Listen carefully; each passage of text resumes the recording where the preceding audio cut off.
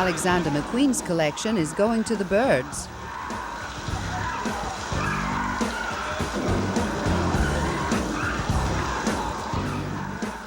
At least that's the theme of the latest from London's king of late-night fashion. The much-anticipated show, held in a warehouse, got off to a late start, but it was full of glamour and surprises.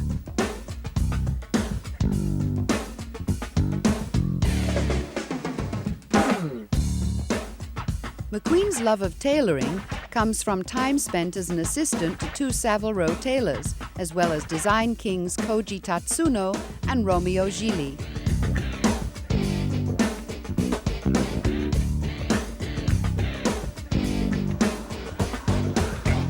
But no matter what the fashion, McQueen's got his own style.